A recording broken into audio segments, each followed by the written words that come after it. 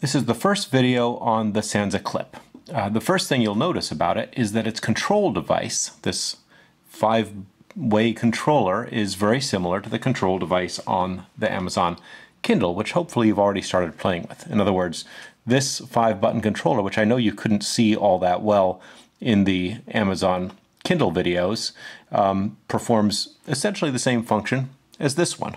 You see?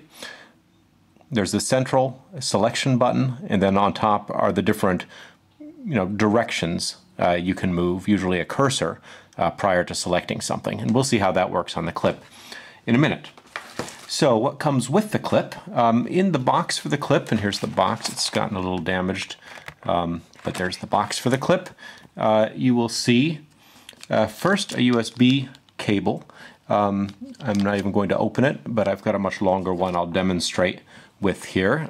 That, as was the case with the Kindle, is for plugging the Sansa Clip into something, like, for instance, your computer. And we just plug this in like that. And the other end is a standard USB cable, and that would plug into your computer. Or, as we learned with the Kindle, you can also charge it by plugging it into this wall arrangement. In other words, when the battery runs out, you can plug it into a wall with this or your computer directly and let it sit for a few hours and it will charge again. The battery life on this is quite extraordinary. It should last about 12 hours at a time. You will notice also that we have provided you with headphones. These came with the Kindle. These are earbuds. You would stick these little buds in your ear. I don't like them. Kids like them. You might end up giving them to a kid at some point. That's why we provided you the much bigger headphones that fit over your ears here. And again, the headphones, just like on the Kindle, you find the little round button. It's a round hole, I guess I should say, 3.5 millimeter hole.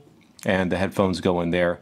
You put the headphones over your ears, and you can listen to the Sansa Clip once you've learned how to operate it.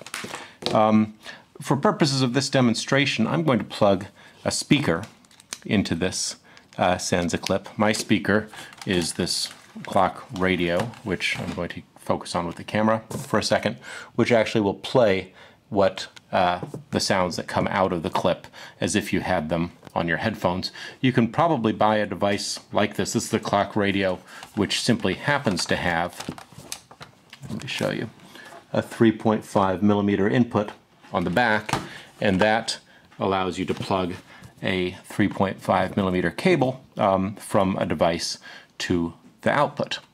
Okay, I think for now I'm going to stop the introductory video. Well, no, let's turn the machine on.